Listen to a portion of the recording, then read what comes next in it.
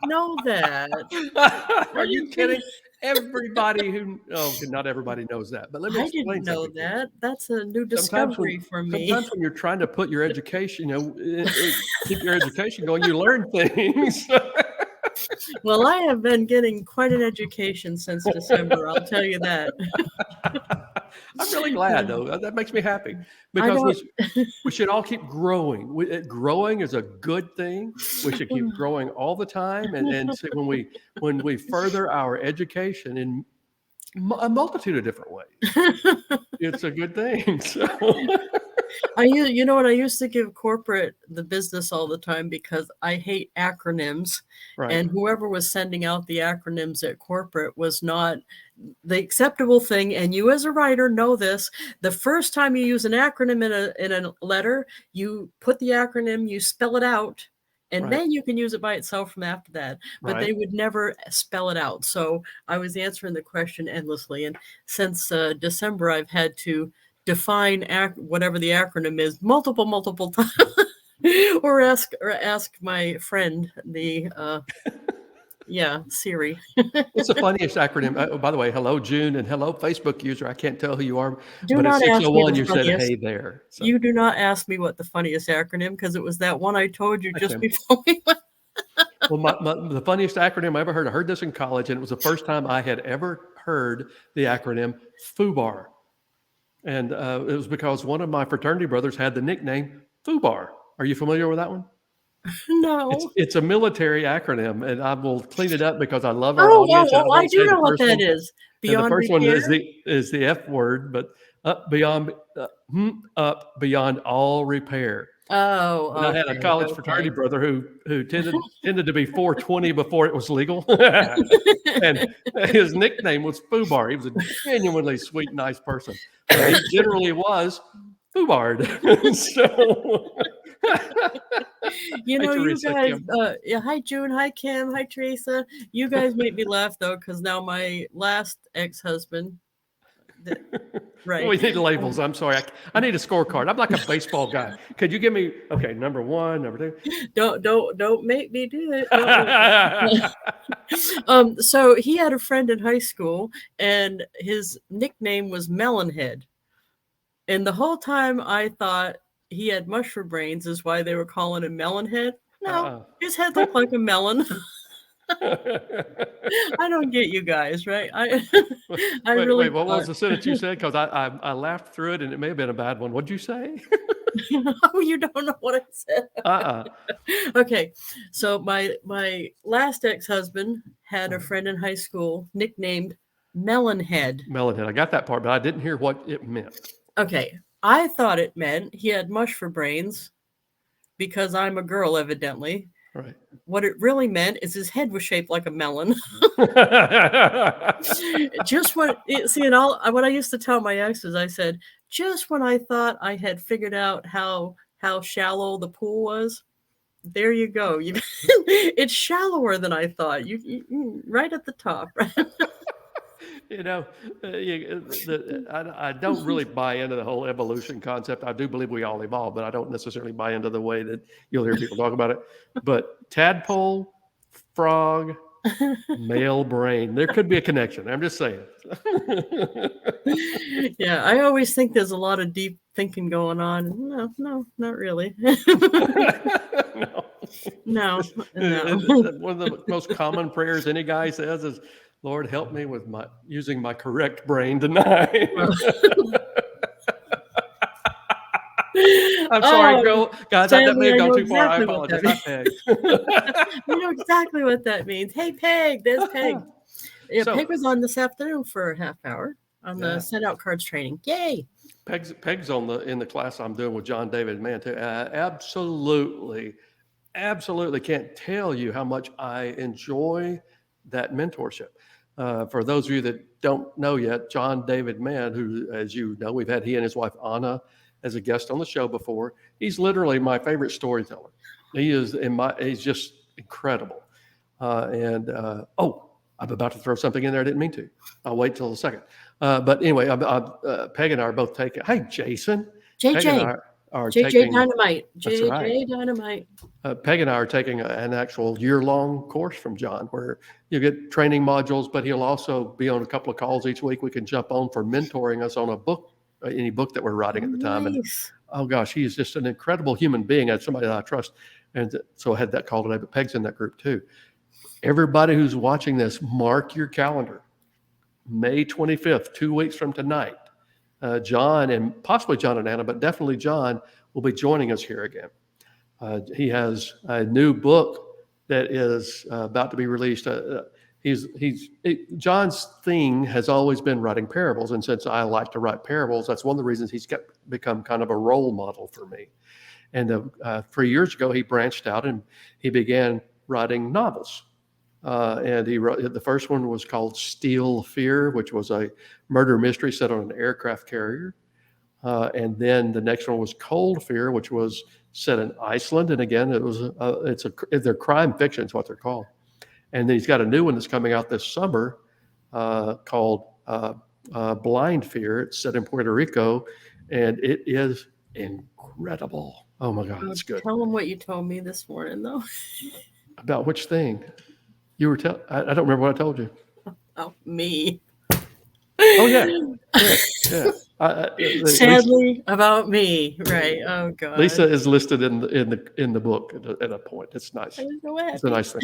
But anyway, John is going to be here with us 2 weeks from tonight, and I'm excited about that. I laugh. I also try not to go too fanboy-ish. Oh But, yeah. oh my God, number one, he's a good person. I love it when good people succeed. And he's so smart. He's brilliant, and we have a similar background. Although I think he's been more successful in his background than I have in mine in many ways. But our music background is similar. We both have been music composers, trained as professional musicians, and all that. There's Frank. Hi, Frank. And his father, I didn't know this till this week, was Alfred Mann, who I've known stuff from his father. Didn't know it was John's father till this week. I hadn't even told him that yet. Oh, that's awesome. But he was a musicologist and I had something I wanted to say a little bit. Peg is taking the writing course, even though she doesn't want to be a full-time writer. And I love that about Peg. Peg does a lot of stuff like that. She takes a lot of classes that aren't necessarily spot on to what she wants, but she knows she's going to get something out of it. Oh, yeah. So I have something in send out cards. Since I'm a certified coach with them, they're giving me 5 free tickets to the upcoming class they have, and it's like a $200 value. I think it's $197 or something. Wow. So if anybody on here that's listening wants to go, get to me the first 5. I'm going to comp you the tickets. I get 5 for free. What will be going on in that class about what they'll get? Oh, you know what it is? It's Cody teaches the class. I don't know if he's the only teacher, Cody Bateman, the CEO of Send Out Cards and the guy that runs it, but his stories about how it's not really about the cards. It's how you can affect people's lives with your actions. Absolutely. So it's building, relationship building, attraction marketing. It's all those things that anyone can use. So you don't need to be a send out cards person to benefit from it. And that's why I brought up Peg to start with, because you don't have to be interested in send out cards at all to go to this. Right. It's just well worth the information. And so get to me if you want to do that. I got 5. That's very cool, and I didn't know Peg wasn't planning on necessarily writing a book per se, or at least not. Oh no, I mean I don't think she wants to be a full-time writer. Full-time writer. I think she does want to write a book. Okay, good. And I love it when people will do things to educate themselves in areas they didn't know before. That's a good thing. You're laughing because that's me. I'm not laughing because of the green room right now. The last 2 years has been what? The awakening. The awakening. You blossomed. You have blossomed. It's a good thing. I'm a different person. Oh, well, you know what I felt funny? So up at the school, the kids doing the capstone presentation, which I don't know why it's called capstone. But anyway, I run into parents that I've known since we were in Sugar and Spice together. Yeah. And I'm literally, since I saw one of them the first time, that I haven't seen her since Sugar and Spice. Right. And I am literally the poster child for a midlife crisis, if you think about it. I hope it's I am- midlife. I hope I'm at midlife. That means I'll live to be 126. well, I'm going with that. Do you mind? But if you think about it, I'm literally half the person I was when she saw me last. I have blue hair. And well, my outfits are a little bit different. Just tell her if she'll dye Yeah. her hair blue, she can lose weight just like you did. What are you doing down there? That's the My cleavage screen dance. on my you're actually on, even though I'm trying to look like I'm looking at you, but I'm not. You're on that side, and so my screen blocked whatever you were doing because it's The like I've got cleavage this dance. microphone Do, screen do, here. do, do, do, do, Don't do. do that.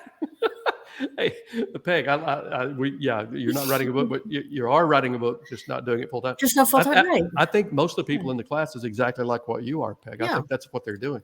I'm probably the only one who's full time writer in the class, and I'm not a full time writer because I'm making that big of a living at it. I'm a full time writer because everything I did in the past gives me that freedom.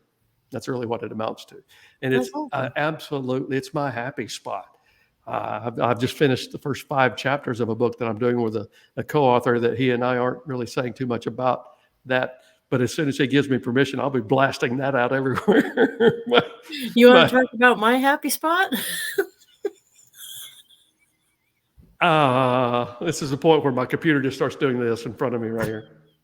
I'm s- Scott says, "Found it." I don't think he meant that. This Okay, is the let's get try it back to embarrass PG, Jeff. please. This is the try to embarrass Jeff moment of the show.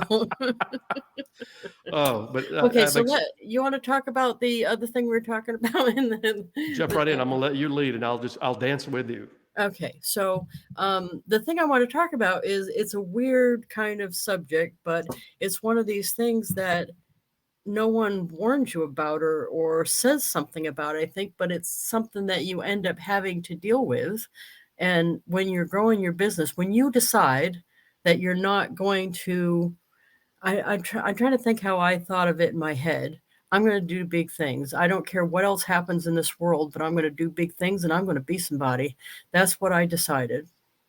And what I was doing down in the trailer park every day, though, is going with my friend Pam from the trailer across the way every morning down to the Exxon and spending 2 hours drinking coffee with her while she smoked in my car.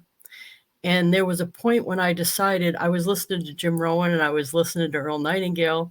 And there was a point where all of a sudden, it hit me in the back of the head. I'm going to be sitting here drinking coffee and getting secondhand smoke from Pam while we talk about how we want to change the world for the rest of my life if I don't get new friends. I didn't want to do that, but she always talked about doing stuff, but she wasn't ever able to get it done, I guess. And it's not that I wanted to not hang around with her. I was just afraid if I continued to hang around with her only, like I was doing, that I would not I had to be somebody that for something reason. I just decided that. So I think every stage of your growth, you have to cultivate new friends that are like for me right now, I had to make that leap to the go-giver friends. Right. And it's hard to do because I like my old friend. It's not that, and then it's not that they're old friends, but it's that they don't necessarily want to go on the same journey I want to go on. Right. And I've gone through that same mental exercise. As you start building something and you start saying, okay, I can do this, there's 2 ways to look at it.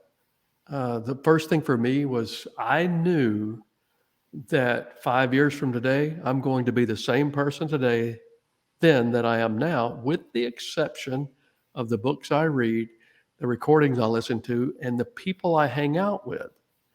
And I've said this before on the show, but my old friend Bill Ross back in Georgia used to always say, that means if all you do is read trashy books and hang out with jerks, 5 years from now, you're going to be a trashy jerk. so, And so that hit me all of a sudden. Did that you? Like all of a sudden, I'm sitting there in the car at the parking lot at the Exxon, drinking coffee for the every day we did it, and I realized, oh my God, I don't want to be doing this in 5 years. Yeah. And the truth is you're not leaving your friends behind when that happens, Lisa. What's happening is you're moving on. And if they choose not to go with you, that doesn't mean they're no longer your friends. If you don't have the time to stay there, that's fine. But you have to have friends in your life that are raising the level of your game.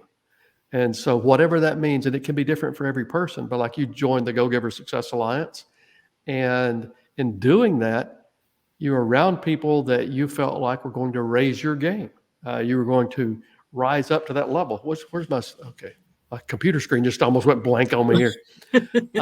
And I think that's been true too, is Right, they have made me raise my game because all of you guys make me want to be a better person, make me want to be a more ambitious person. right. That's the kind of people I want to hang out with too.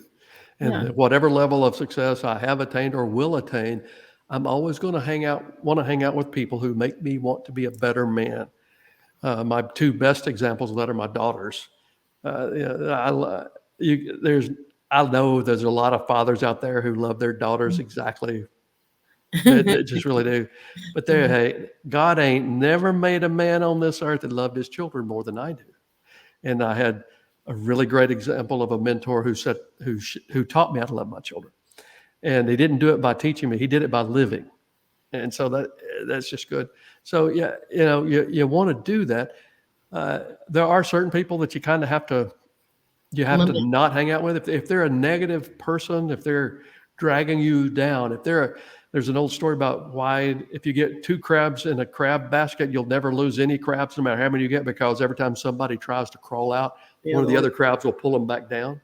If they're that kind of person, unless they're family, which you can't get rid of family relationships, that wouldn't be right. But unless they're family, gently move on, because you can't afford to hang out with people who will hurt your future.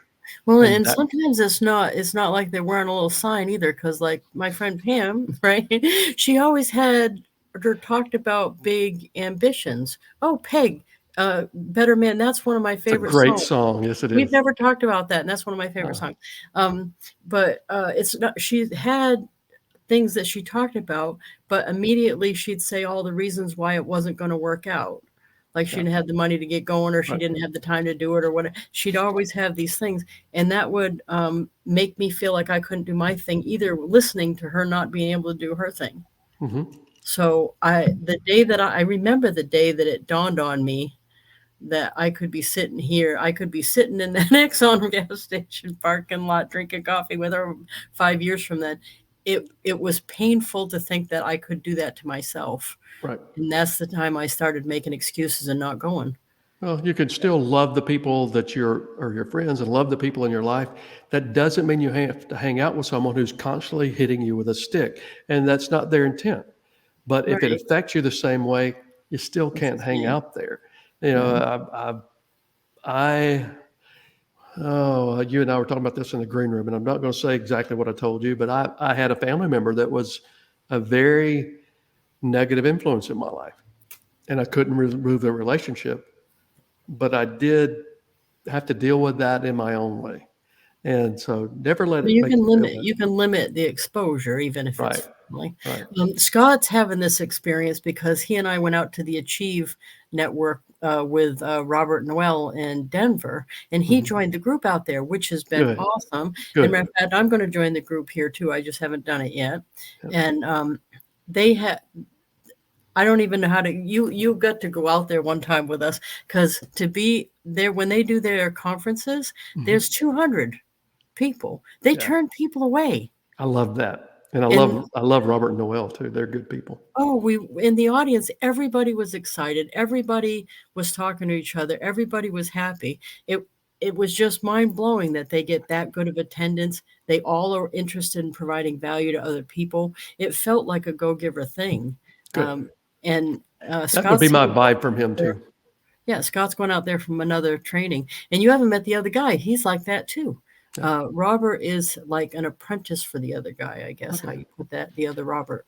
I saw Um, Jason just Scott posted a said, question. What about if the crab is in your family? I've been there, brother. I understand. "You And just have to limit your exposure." yeah, Yeah, and you also kind of have to put on your, I don't want to call it a wetsuit or whatever, but when you can't limit, because family love is love, buddy. You can't you can't say, I'm not hanging out with you anymore, Mom. You bother me. You have to. Well, and See, Jason, I don't talk about what I do with my family anymore because they ridiculed me or they don't understand. They're like, I don't know why you got that house. You're just driving yourself in the ground. What are you doing? Why do you think you can go around traveling like that? None of the rest of us are doing it, and I just don't discuss it with them anymore, but limit your exposure. But, Ja- Jason, I'll yeah. tell you one thing. I was the first person in my family to, I was the second person in my family on any side that I'm aware of that actually got a college degree.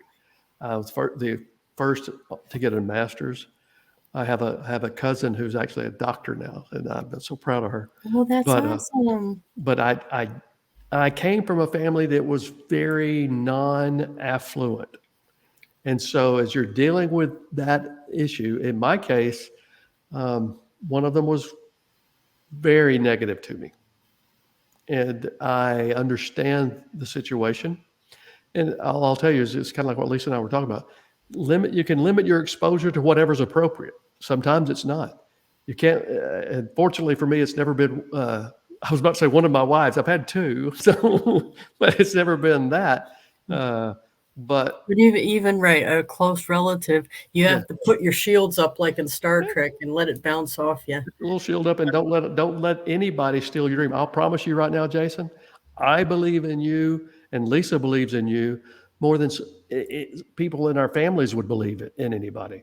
So I get where you come from. You just don't let that stop you, brother. You don't let it stop your dream.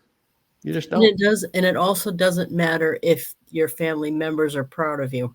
Be proud Right. of yourself because sometimes that's not ever going to happen and that's got to be all right. Yep. Kim wrote, but you have to tell them and not worry about offending them. I Oh, just told my and I mom don't. that today. She never used to be. Then you don't want to talk to them. Kim, I think you're exactly right. You can say anything as long as you say it with love in your heart. Just try to. My nature, which you guys would never see on the show because I'm a good boy on the show, I can be a little bit testy about people pulling other people down. I really can. I can. I can. Well, I didn't know that about you. Yeah, I told Lisa one time she was dealing with a particularly.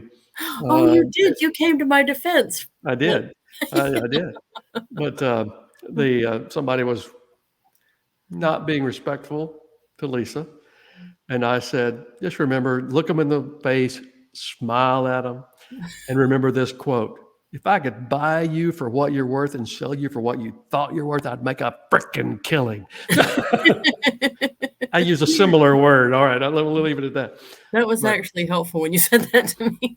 but it just nobody can steal your dream unless you let them have it. Well, and that's something I had to learn too along the way is that um, if they're making me feel bad, I'm allowing that to Yeah, happen. I yeah, cannot allow them to make me feel bad. Just let them go about their business and yep. not feel bad. But that's a hard thing to do too. Somebody So mentioned a song earlier that reminded me of something I was going to bring up as a topic. Um, the there are some songs that when they were written were totally appropriate and totally wonderful, beautiful songs at the time. That in 2023, if someone tried to write that, they would be canceled, thrown in jail, for buried, stalking. urinated on. I mean, it would be bad. All right. And I was thinking about that today. I'm Yeah, going to you went there. well, I'm going to sing you a song. This is going to be my singing for the night. And it is not within my range. So when I miss notes because I can't go that low or that high, I apologize now because I'm not going to worry about it. You can't steal my dream if I don't let you Let's have it. hear it, man. We All right, here want we to hear go. it. Perfectly wonderful love song from, I think it was originally written in the 60s or 70s, but my favorite version was Alison Krauss. And Oh, it's I know her. It's baby, now that I found you, I won't let you go. I built my world around you. I need you so. Baby, even though you don't need me, you don't need me, no, no. Baby, baby, when first we met, I knew in this heart of mine that you were someone I couldn't forget. I said, right, and abide my time. Made my built my life waited my life looking for that someone to make me feel like you. Now you tell me that you wanna leave me. Well, darling, I just can't let you. Now, in the 60s and 70s and 80s, and when Alison Krauss said, wonderful love song. Let me give it to you differently in context, baby. Now that I found you, I won't let you go. I built my world around you.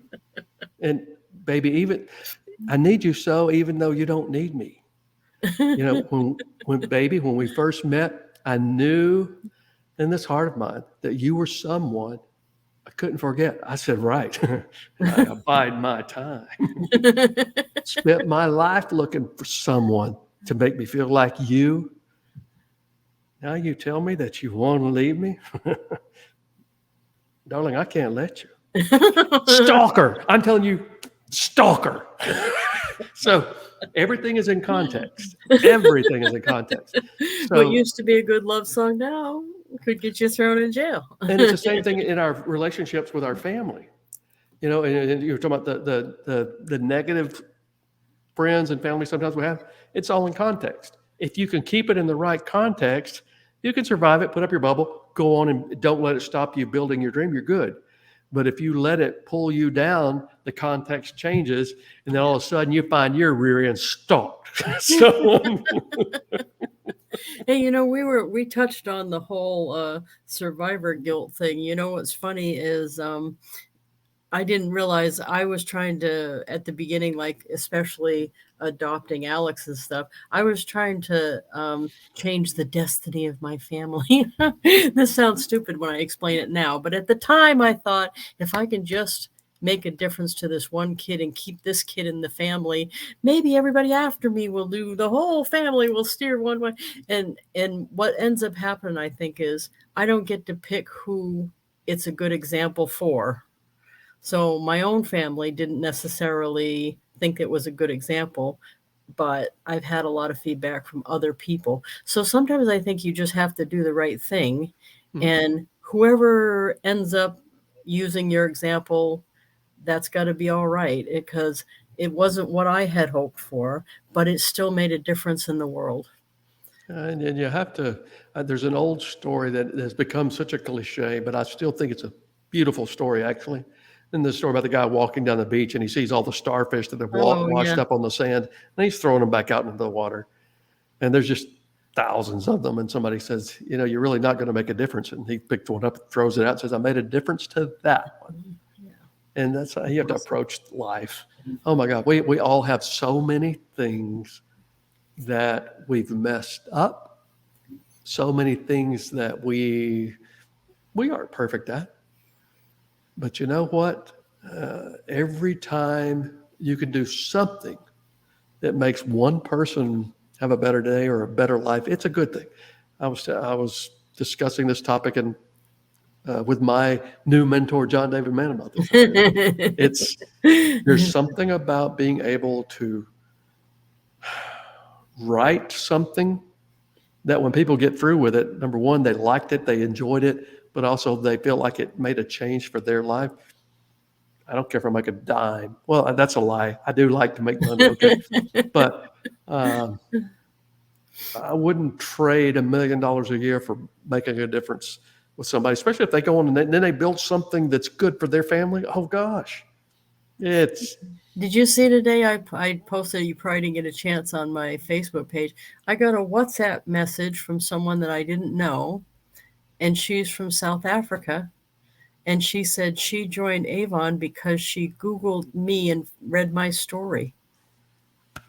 I know, you just don't know. So I think that almost proves the point, is I don't get to pick who benefits from me sharing and doing my thing. I just got to do my thing and let the universe sort it out. Yep. And that's a perfectly legitimate way to have your life go. Yeah, I just got to continue to do the next right thing. Yeah, I like, did you see, Janet says we need a duet. You don't know what you're asking because I don't sing good. Kim, like what she said, you can't be a rug if you don't lay down. I like that. And Frank said, this was powerful. Nobody can steal your dream unless you let them have it. That's perfect. Yes, that's absolutely right. Peg said that song was originally Herman Hermit's. Was it? Was it Herman Herbert's? I knew it was back in the 60s. And then for some reason, I'm thinking of an old B.J. Thomas song. B.J. Thomas did a song called, I don't remember the title of the song, was I Can't Stop This Feeling Oh, yeah. Deep The Ooga Chaka. Inside of Me. And then Ooga someone Chaka. else later, well, the other group who did a copy of it, did the Ooga Chaka version. He hated it. He Oh, no. absolutely, thank you, Scott, hooked on a feeling. He I hope you absolutely, feeling. he Oh, I thought hated that that. was funny. But Alex heard that the first time. He says, "Are they saying Ooga Chaka?" He says, "Why?" I'm like, "I don't know." Well, I heard, I went to a concert in college that B.J. Thomas did, and he was talking about that. And he called, I think the name of the group was Blue Suede or something. He called them Blue Slime. He didn't like that version at all. Oh, But he did. Pig said, "Are Yes, you it is, going to Scott. tell us about the hardcover book?" We're diligently working on the hardcover book. We are. Jeff is arranging to have the flaps made. I have written to Cody and suggested that this would be a perfect time to write the forward. And what else? Oh, we've got the new picture, because now my picture looks like yours. Yeah, I'll be putting your new picture in. I guess we have to do a redesign of the cover because it doesn't work if you don't, and so that's what we're doing. So They're little things, but that is coming. Yeah, that is coming pretty soon. And Alex, bless his heart, he's trying to graduate high school. He can't have time to do anything. No. So. Oh, and you know what's funny? Alex is doing really well down there on his capstone project. It's about animating. And do you know, when I talked with the guidance counselor, he hadn't told them that he did an award-winning book cover. And I said to her, "Did he tell you that because they were worried about what he's going to do after school?" And I'm like, "Did he tell you that he already earned money and got an award-winning book cover out there?" She said, "No, he didn't mention it." And I said to the kid, "Really?" And the kid's like, "Yeah, but it's your book." So it's like, just your book. Okay. Okay. And the Go Giver Success Alliance is apparently a cult, according to my favorite teenage boy. So. Oh, yeah. That's his little pea picking heart there, right? Oh. Yeah. I'm not going to say what I was about to say. All right. We're past 6:30. Oh, Guys, okay. we love you. Hey, please share information about the book. The way Peg this said we have another endorsement that we didn't catch. One of her friends read the book. Cool. So we need to go recognize her. Thank you so much, Peg. You're talking about the on Amazon reviews. Amazon reviews. Yeah, I'm sorry, I said endorsement. And I'm still going to put the graphic out there because we still do want to work towards that 100. So hers helped a lot, Peg. Thank you very much. Yep. But everything you can do, share, and also when you see Lisa post this episode, share it. Just click and share it, because what will make the lady with the blue hair a bigger deal than everything is just word of mouth and sharing. The book is done really well, and I'm very pleased with it. Lisa's very pleased with it, but it will become a phenomenon because we all get excited about it and share it. And I have to say one more thing real quick. Yes. No, wait, I'll save that. It's our cliffhanger for the week. How's that? Our cliffhanger for the week. What the hell, man? Well, I'm working on 2 other books right now, and I'm possibly going to start a third. I'm going to have a conversation next week with somebody we know, and possibly start a third. But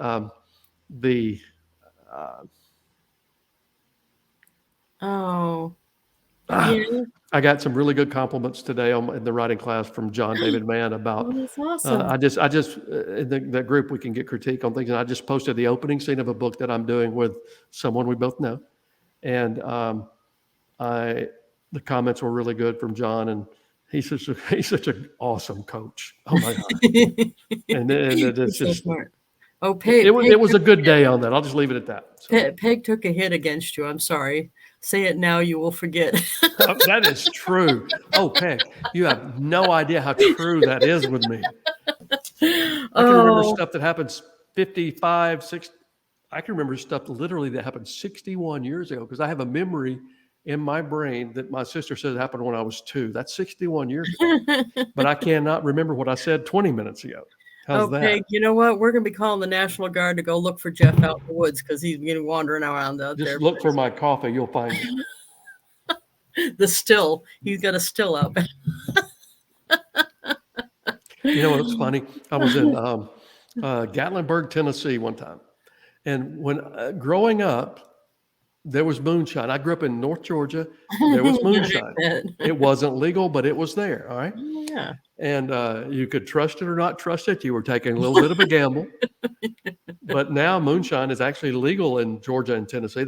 People can produce it for themselves if they want to. They can even produce moonshine and sell. Oh. They have to get licensed and all that. I was in a place in Gatlinburg, Tennessee called Old Smoky Moonshine Distillery. And I met their distiller. There's a guy named Bruce. He's got this long beard, wearing an old mountain man kind of hat, fitting the part perfectly. And Laurie and I were there, and I was saying, well, how long have you made moonshine? He said, I've been making moonshine for 43 years. Whoa. 5 of those years, it's been legal.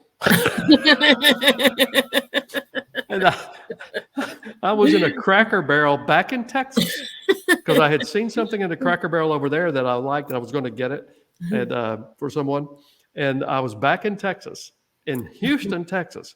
And I'd go to the Cracker Barrel because I was going to get this item. And this lady was trying to help me.